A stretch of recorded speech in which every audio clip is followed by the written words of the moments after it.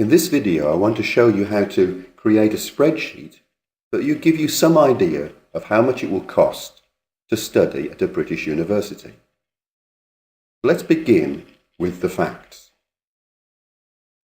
Firstly, at most British universities, they will charge you tuition fees of £9,000 per year. Now, in 2011, students only paid £3,500 a year. So this was a huge change. Some people felt that universities were getting a lot more money. No, that's not true. They were just getting their money from a different direction, from students. Not all universities charge £9,000 per year. In 2013, the University of Worcester charged £8,850. But we'll work on a tuition fee of £9,000 per year. So if you have a 3-year course, at the end of that, you'll have borrowed £27,000 to pay for those tuition fees. And yes, it's true, students don't actually have to pay £9,000 out of their pockets. All students are allowed to borrow all tuition fees, and you should do so. And actually, they're allowed to borrow some more money if they're living away from home, called maintenance costs. But we'll work on a student who's living at home, so they'll be borrowing £9,000 per year. Eventually, they'll graduate and they'll have to start repaying. And that repayment is rather unusual. The amount that you pay each year is based on your salary, not on how much you owe. Well, that's very odd. When you buy a house, the amount you repay on your mortgage is dependent on the price of the house. A more expensive house, you'd pay more on your mortgage. But that's not true of a student loan. Some students take 4 years to do their degree. Well, that would be a loan of £36,000. Most take 3 years, and that will be a loan of £27,000.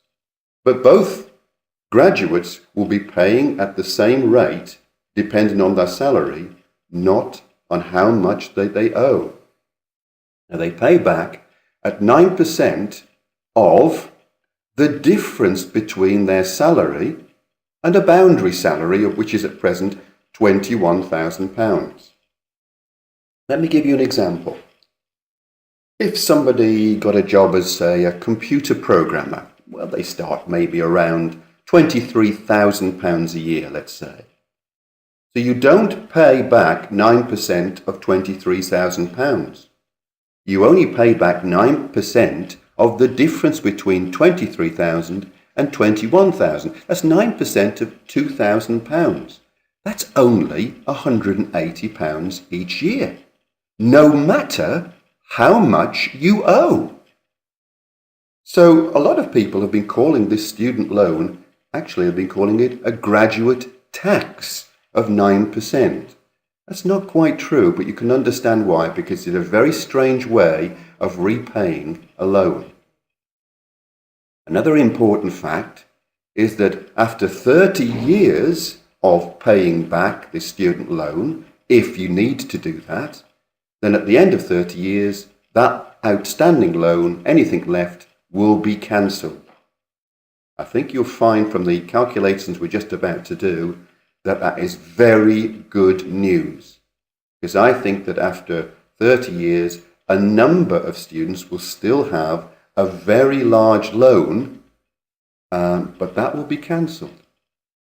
Now, the reason I think that they have a large loan is that loans will increase each year by what's something called the rate of inflation plus 3%. Now, prices and wages each year in the British economy do increase, but they increase because of inflation. People get paid more, but prices go up, so they aren't any better off. That's measured by the rate of inflation, and one rate of measuring that is called the RPI, the Retail price index. Student loans in 2011, they increased, but they only increased by the rate of inflation, RPI. So in real terms, students weren't losing out there. The loan was increasing, but so were people's salaries and so on. So it didn't feel as though it was actually getting any bigger. But under the new system, the loans will increase by that rate of inflation plus an extra 3%. This means then that large loans are going to get even larger. So thank goodness we have this ruling that after 30 years, the outstanding loans will be cancelled. So let's use these facts to try and build a spreadsheet that will help us to see what the situation is going to be for different people. So what I've done over here is started typing into various cells. I've been typing in text.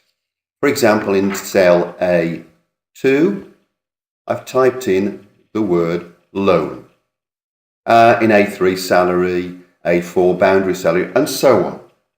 So there's a couple of more bits of text which I need to type in. So in cell C6, I want to type in boundary salary. Boundary salary. Yes. So what's happened there, of course, is it's too big to fit into that cell. And what I want to do is to have the same effect as over here in A4. I want the text to wrap around in that cell. And I do that by just going up to here, wrap text. I still need to make that a little bit wider. So if I just drag that a little bit, there we go. So that's boundary salary in there. And in here, this is yearly repayment. Yearly repayment. Okay, and I've got the same issue there. I'll wrap the text. Again, that just needs to be a little bit bigger still, doesn't it? There we go. Okay. So now I'm going to have the various years where the loan starts and just to see how much people are paying back. Some people who get very good jobs may well repay quite quickly. But for most people, I think it's going to be 30 years. So what I'm going to do is I'm going to investigate over a 30-year period. When you graduate and start repaying, that will be right at the very beginning. I'm going to call that, I'm going to put in cell A7, I'm going to call that year naught. And then 1 year later, you'll find that your loan increases. I'll put the number 1 in there. And then a year later, we'll call that year 2. And we're going to have then all the way up to 30 years. Now, I don't want to type in all of those values. So here's a little trick which you might not have seen before. I'm going to use the mouse I'm sort of holding down the left-hand mouse button and dragging down. So I've highlighted those 3 cells. And at the bottom right-hand corner, just here, is a little black dot, which I call a handle. Watch how the cursor changes shape as I move it over that handle. Just there. So what I can do is I'm going to, when I go over to there, now it's changing. I'm holding the left-hand button down and I'm going to drag. And as I drag, something interesting is happening. I'll let go just here to show you. So what's happened, it's copied all of those numbers, but in a clever way. It's recognized a pattern and it says, oh, 0, 1, 2. I think I know the numbers you want to have there. Let's do that same trick again, but I want to have 30 years. So I highlight those 3, grab hold of the handle, holding the left-hand button down, I'm dragging down, and I want to have, yes, all right, well, it's going, whoa, it's a bit too far. I want to have 30 years.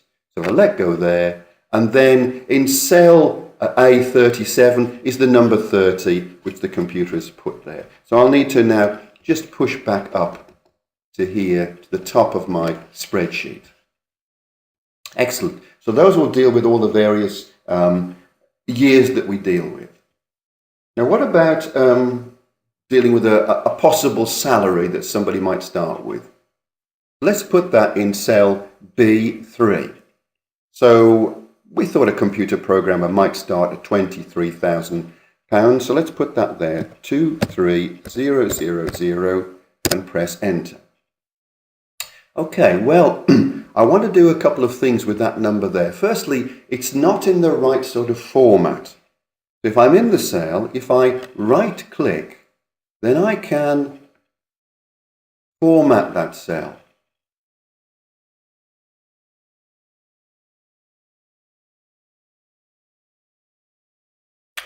And I will choose currency.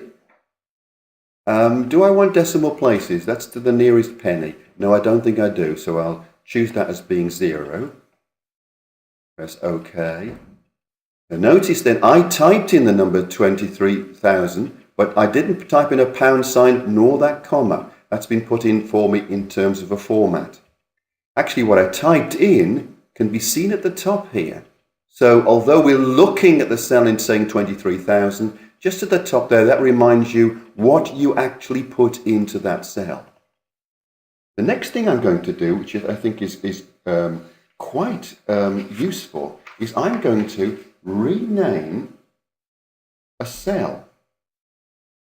So in this case here, we've got a salary of 23,000, and I'm going to, at the moment that's in cell B3, I'm going to change the name of that cell from B3 to something called salary. That'll make a lot of sense. To rename a cell, I'm just going to go up to here, the name box. If I enter into there, then it's asking me what new name would I like to have. So I'm going to type in salary. I must remember to press the enter button, and now that's redefined. Look, in cell B4, that's B4. But if I go up to B3, its name has now changed to salary. So that is going to be very useful.